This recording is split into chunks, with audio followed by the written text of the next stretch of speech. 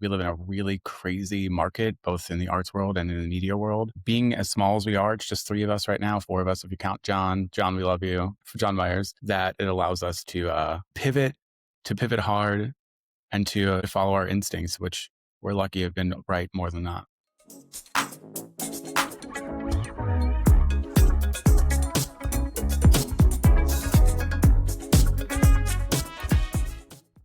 And welcome to the podcast. Welcome back to the podcast, the Broad Street Review Podcast, Season 10. As I keep saying, I can't believe we normally do 22 episodes a season. We are at episode 34 today. There's just so much to talk about, and the art is thriving in Philadelphia. So I hope all of our listeners are just as excited as I am about all of these many conversations. Today, we are having a chat with Conrad Benner, who is a longtime photographer, blogger, podcaster. I keep having to update my bio line because it just keeps changing. But yeah, I document art in Philadelphia's public space and host conversations with the creative minds shaping the world around us. Absolutely. Wonderful, wonderful elevator pitch. Yeah, I mean, I work on it from time to time. Yes. You may have seen some of Conrad's work through Streets Department, which is available on many media platforms. And if you've been in the Fashion District, you can see Streets Department walls Yeah. that have been there, bringing life and a little bit of excitement as you walk through that space. But we're here with Conrad Benner. Conrad, welcome to the podcast. Thanks so much for having me. And it's funny, I'm about to be on Broad Street in about 30 minutes. So, or, an hour maybe. So the irony or the synchronicity or the kismet is there. Yeah. So just like many creative people, you wear many hats. Give us an idea of what a day is like for Conrad Benner. Yeah. Every day is different. Every year is different. As you mentioned, yeah, I've been running Streets Department for the last 15 years, which we describe as a multimedia showcase of art in Philadelphia's public space. That is social media mostly at this point. We use the website as a bit of an archive. We have an email program. We do monthly tours where we bring people out to explore the Philly's art world together with us. We have a Patreon, which, is how we support ourselves ever since the pandemic and sort of the loss of advertisers. And we're bringing back our podcast, which we're really excited about, the Streets Department podcast, where we expand on sort of the pillars of things that we talk about. Exploring conversations with the creative minds shaping the world around us means conversations with artists, of course, but also newsmakers, politicians, and all sorts of brilliant people. Yeah. So today, for example, was email. I'm also a part-time curator at Mural Philadelphia, reviewing some artist work that's happening. And I just had a podcast call with Alex Lewis, my producer for the podcast. So you have a partnership with your podcast, correct? Yeah, I'm at Row Home. So I was really lucky. I had the Streets Department podcast from 2017 to 2022. And that's when it was really tough to find advertisers. I was really struggling. And I was a really small team. It was me and one audio engineer whose background was more in music, and a fantastic engineer nonetheless, but whose specialty wasn't podcasting. But this great thing happened in 2023. The New York Times wrote about myself and my career, and it was a glowing write-up about me. And that opened a lot of doors, including an opportunity to work with WHYY for a couple of years, where we produced a podcast called Art Outside, which was just conversations with artists. And I met Row Home there on the second season, Alex Lewis and John Myers. And after that came to an end with the Trump cuts, boo. Yeah, I see you shaking your head for people just listening. But yes, after that came to an end because of the Trump cuts, I didn't have the immediate idea to bring back the Streets Department podcast. But as Alex just said in our recent editor's table episode, because in addition to the interviews, we're going to have sort of a behind the scenes episode monthly. Great. He mentioned that it was just really great to work with me. So, I took that as an honor. I think I learned a lot over the 2 years working with WHYY and some incredible producers. And I'm just bringing all of that knowledge and interest and my curiosity at the end of the day to these longer form conversations.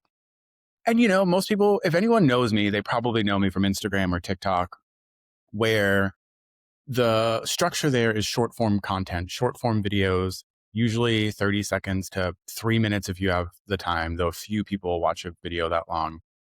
And I'm really eager to have longer form conversations to experiment and push the boundaries of my own attention span. So that's how I see it now. On the media side, we have the short form content on social media and these longer form conversations on the podcast where they range from 30 minutes to an hour. So it's good. It's good to especially on a walk. I mean, you're moving around. Podcasts are good. I mean, anyone listening to this knows. Absolutely. Somebody's folding laundry right now. Thank you. When, as you continued through this process, and are you ever thinking about what people want? Or is your content generally what it is making you curious? And in turn, it's sort of resonating with people are finding it like people are finding what you're interested in. I mean, it's probably impossible to not have how people respond to things, it affect how I see the world a bit. I'm sure Mhm. that seeks in. But, one of the great things about being independent is that it is led by me and my curiosity at the end of the day. Like, I don't have advertisers that I have to do certain things with. And as much as I love my audience, I can really kind of do whatever I want. And I find that really valuable. I'll give you a recent example. So we all know the attention span is really short on Instagram, and everyone loves the really short videos. And I enjoy them too. I mean, I do. It's something I've learned over the last year, which is, and I forget this from time to time, but I've been doing this for 15 years. I was reminded over the last couple of years that humor is an important part of life, and especially on social media. So I make a couple videos a week that are a little more humorous, a little shorter, that kind of go a little more viral, that can get wider views. One example of that is I have a series called Philly is Not a Real Place, where I document like Rose Lozato's, I might be pronouncing her last name wrong. Sorry, y'all. I've had a long week. Couch installation on Washington Avenue, or the Derby, the Kensington Derby. But I mix that in with longer form, quote unquote, videos that are up to 3 minutes. And I just did one with Asian arts and an incredible exhibition they did about the No Arena movement. So, if my sole driver was engagement, and I wanted to get to 10 million followers, I would focus on shorter videos, probably things that were less Philly specific, probably things that were less niche. Um, because that Asian arts video was 3 minutes. There was no way to cut that. I interviewed 3 people. There was just so much content there. I had to have a longer video. So yeah, I'm glad that I'm independent. I'm glad that I have, I should say we, because there's a few of us who work here. We have a Patreon with people who support us, and that they just trust our vision. And every time we do a survey with our Patreon subscribers too, they say that they're like, we fund you because we believe in you. So it's beautiful, and I'm very grateful. That's great, and it is the benefit of a platform like Patreon. You're getting the true people who believe in what you're doing, and, they're cheering you on with their support, and as you keep doing it and they keep supporting, you know that you're doing the right thing. And I have Um one more thing I want to say. I have no love lost with WHYY. I love them, but love to work with them in the future. Terry Gross, let's get lunch. But I was just on a panel. They had me, Pearl Mania, who people might know has millions of followers across all the platforms, and No Shorts.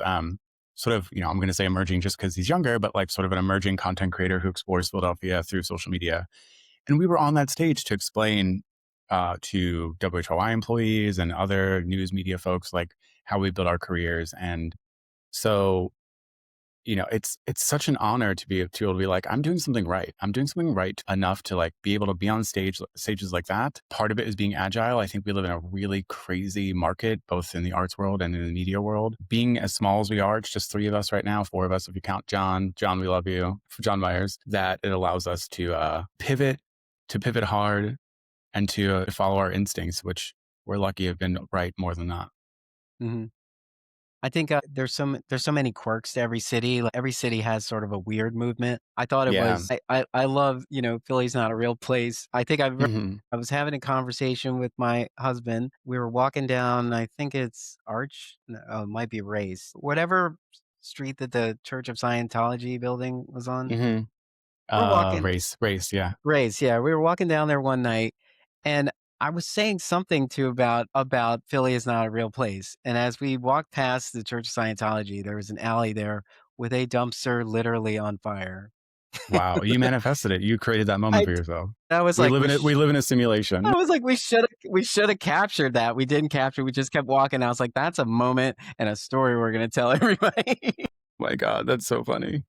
But, I think it's great, like, particularly with, like, mural arts, for example, there's so many murals throughout the city that they are discovered because you don't necessarily have a map in hand to find them all, but when you do, you're just taken aback at, 1, the scale of it all, and then just how beautiful it is and how complementary it is to where it lives. all of the Yeah. color that it brings into that space, you're just like, oh my God, this is wonderful. And there are so many throughout the city just making us shine.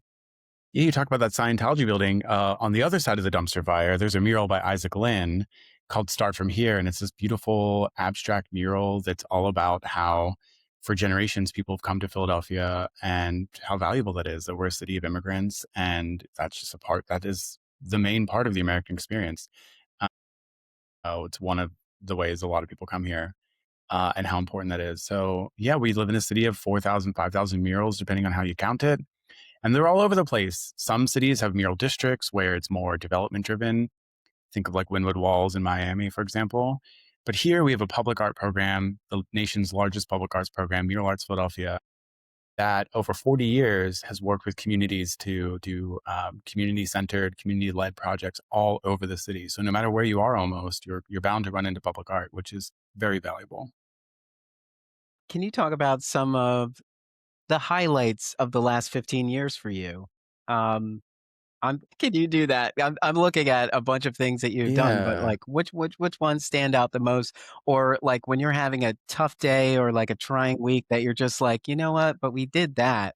And that sort of renewed or that memory of like, yes, that was very impactful and it really reached a lot of people. And this is why I keep doing this.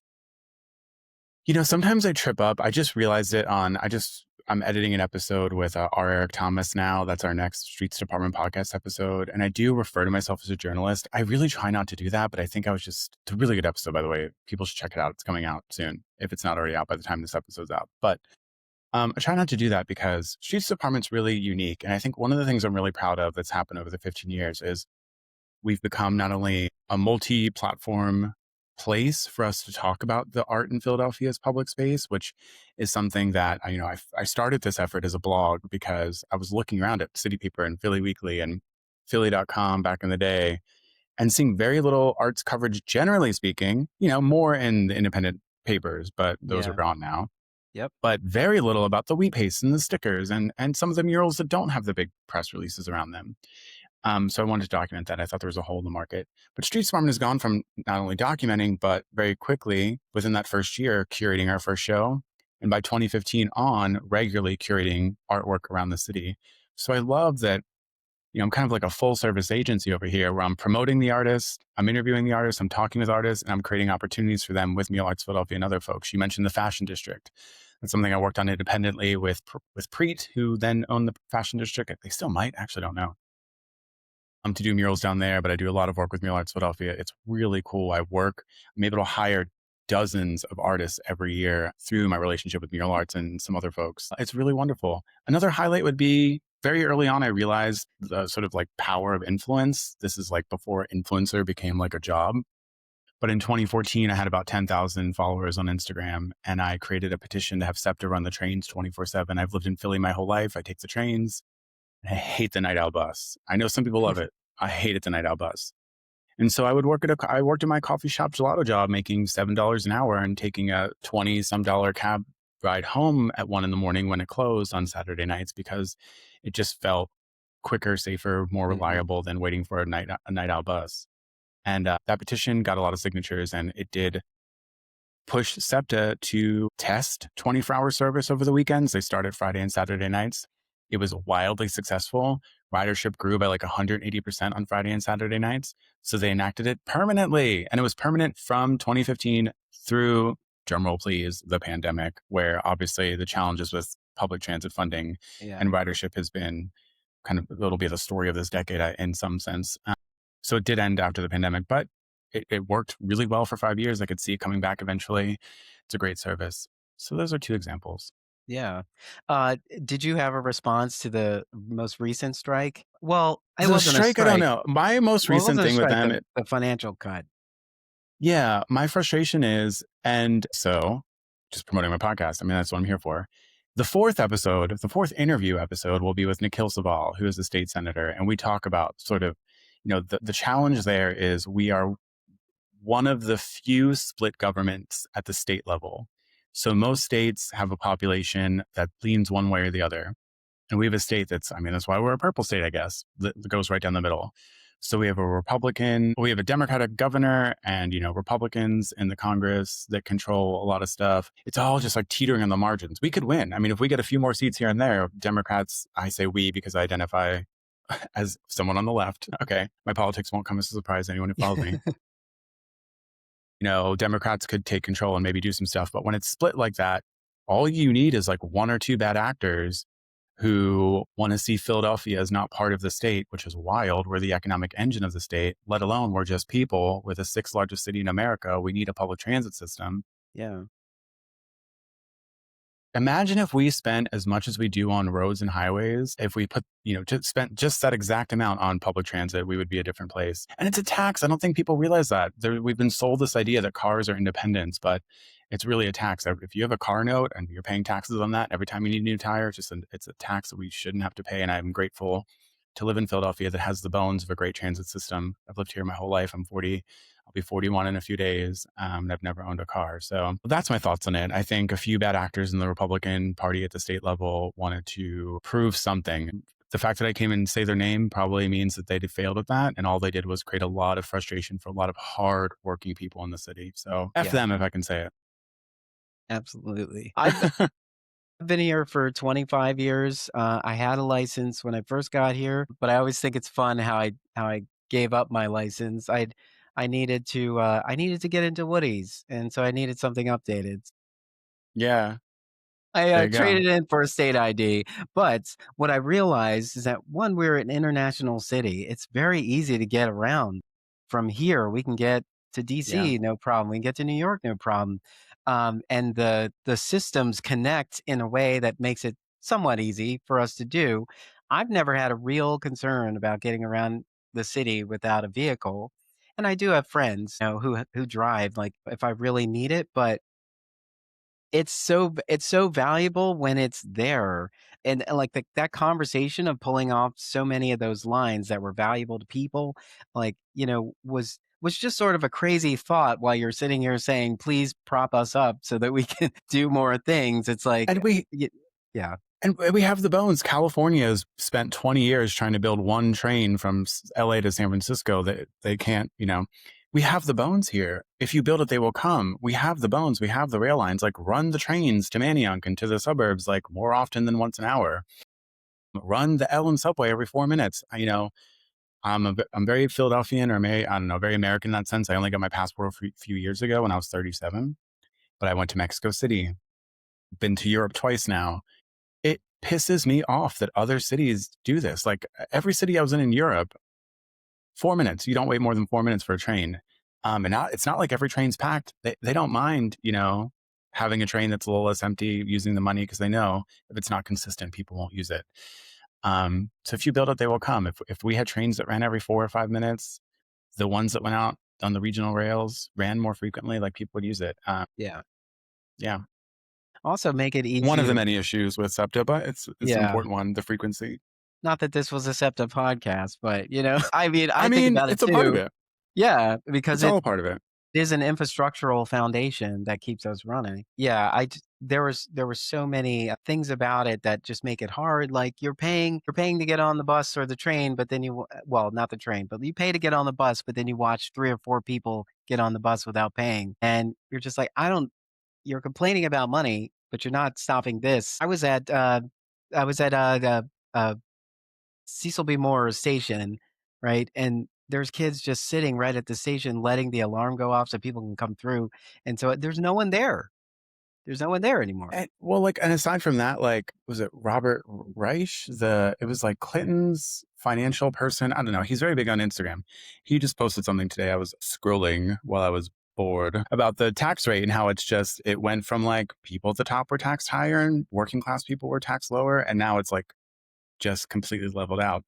So like tax the billionaires, tax the wealthy people. These are services that should be funded by a progressive tax structure. And I think, that's where, if you look at SEPTA, I know a lot about SEPTA. I've talked a lot about it. But if you look at their revenue, like a lot of it obviously comes from fares, but the vast, vast majority of their funding comes from state funding, a little bit from the city, and some federal funding. So like a few people who feel like they need to not pay the fare or whatever, The real money needs to come from tax dollars. And that's how it's everywhere else in the world. I love Zoran up in New York talking about like making some parts of public transit, if not all of it, free. The mayor of Boston is talking about that. Um, you know, Yeah. I, I mean, I it would it love to just see a fully funded transit system, one that is funded well enough, and I think we'd see a lot of problems go away. I feel like there's always this argument about like not to get too much into immigration, but there's a whole lot about like leaving people out of a conversation for various reasons. Like you feel like, oh no, we're taking care of our people, but you're not taking care of your people. It feels like if you offered these things, those arguments could be more understandable. Like if a city was like, we provide all of this for our citizens, so that's why we need everybody to be citizens, that would be at least part of a conversation that made some sort of sense. But if we're struggling too, you're not taking care of us either, then it's really hard to have that kind of argument about like leaving people out of a conversation when you are already leaving a bunch of people out of a conversation. I remember, so much language is so important. Everything's so important. But, even the fact that we call it like welfare here in this country, where like other country call it like benefits, like it's exactly what you said. Like we pay taxes. We are citizens who are building this country up in all kinds of ways from the community level and beyond, sweeping our streets, going to work. We're all doing our part, whatever that part might be. And what are the benefits to living here? I mean, I don't know when this is going up, but we're recording it the day after tax day. And the number of videos I saw yesterday from people being like, cool, especially, if you're W-2, you're maybe getting some money back, or at least you're not paying money. But if you're anything like me or other artists or other freelancers, you're paying on tax day. And it's like, where's this money going? Because there's potholes in the street if you drive, or even when you're walking. Transit sucks. Housing's unaffordable. What are the Yeah. benefits of living here? To your point, Yeah. It's like we're throwing money down a well, you know? down. Oh well. Yeah. Um, Wow, okay. we took a wide turn. But I actually, you know know. what's interesting about this? This is the first interview I've done in a while where this is the kind of the full expression of like really what the Streets Department podcast is and why it's different than what we do on, actually not even that different than what we do on social media. Because we did interview city council member Nicholas O'Rourke about SEPTA funding during that SEPTA funding situation. One of the things he was really fighting for was to make sure that folks that are at the most risk, that are the most vulnerable, that have the least income get guaranteed SEPTA access. Talking about, I forget the number, but like if you make less than like $20,000 a year, you just get a SEPTA key card. That was a program that was under threat, not by even Republicans at the state level, but here by leaders in the city, which was really unfortunate. So there's a lot we can do to make sure that life is better here. And part of it is making sure we vote in better people than who's in. And the other part is like making sure you're pushing in whatever ways you can push. I mean, I don't need to preach. Sorry. Let's get back to whatever you want to talk about. No We're all problem. talking about the same thing. This is our listeners getting to know more about Conrad Benner. I wanted to ask you, like, is there anything you want to do that you haven't done yet? I want to do a book one day. It's funny. Right before the pandemic, I was talking to Temple University Press about doing an updated book about art in Philadelphia's public space, and I dragged my feet on it. I've talked to a few other people, and I think like when my body and brain drags my feet on projects, like I will often get really disappointed in myself. And then I have to remember that like if I'm doing it, it's probably for a reason. And when it's meant to happen, it'll meant to happen. So I don't know. I would love to write a book one day. And I met with another publisher more recently. And the question there was like, do you want to write a book about public space or about like this career that I've built? There's a couple different angles I could go, but I think a book in some sense or a series of books would be interesting. I'm really trying to read more books. I'm trying to foster better attention span. Ironically, I post every day on social media, but trying to use that less, as hard as a battle as that is, but that would Yeah. be one thing. And I really want this podcast to be successful. Like I said, part of that is also like having the podcast, having these longer conversations, diving into nuance and humor and curiosity. Some of, one our first guest was Sarah McAnulty, who's a science communicator, talking about all sorts of things from, the fact that she created a street art project called Squid Facts because squid, the latest research or the research at the time was that squid are actually doing okay in the oceans right now. Climate change isn't affecting them too much. And she thought we needed some good news to get people excited about science. And then you could start talking about other things. To R. Eric, who's writing some incredible plays, written a few books, and writing a play about the voguing in New York at the time that Madonna found voguing and how that sort of developed into something. He talks about it in our podcast. I'm just curious about the world. I want to have these long conversations. I want to like put water on my brain and just see what grows. Yeah, and people are interested more now than I would say before because we're sort of disillusioned by media in general. It's like that these sort of mainstays that have been here, like we've just been kind of spoon fed whatever they give us, and it's not really what we're craving. And, Yeah. people are starting to realize that and just having real conversations. Like, you do wanna see yourself in media and storytelling, Hmm. and you're not always seeing it if an algorithm or a panel of people who are out of touch are trying to tell you what people want, because we already know that most of when media started, like, this idea of American dream was fabricated, Sure. for media, and so now the people are having more real conversations, and we've been told to button up for so long that now to have sit and have a chill conversation and drop a few f-bombs and so on, like all of that feels more authentic than like the talking points of a press release. Yeah. And, so that's what's been motivating me to have these conversations too. I just feel like, the attention spans are like somebody wants to have a longer engagement than, Hmm. just this quick sound bite that you click like and maybe share it or repost it or something. But people wanna know things, particularly because my focus and passion is theater. I want people to walk into that space with a little bit more, just enough for them to sit there and feel like a bit of an insider and process this on a deeper level than to say like it was crazy trying to park. I was almost late. I didn't get to eat Hmm. and all this other stuff that people kind of bring into those spaces, like to know a little bit more about like why these people were so passionate to bring this art to the public, I think is way more engaging and interesting, and it allows people to understand there's a lot that goes into this. Like you don't if one person there isn't one person on a mural who gets credit. I Yeah. mean, there's a whole village One that person cannot make a mural. Yeah. exactly. And so like when we understand that more about the art that's being presented, I think it does help society understand that it is bigger than we think and it is way more important. And if we didn't have it, we would notice it. Yeah. You know what I love about podcasting too? Like, I love photography, I love writing.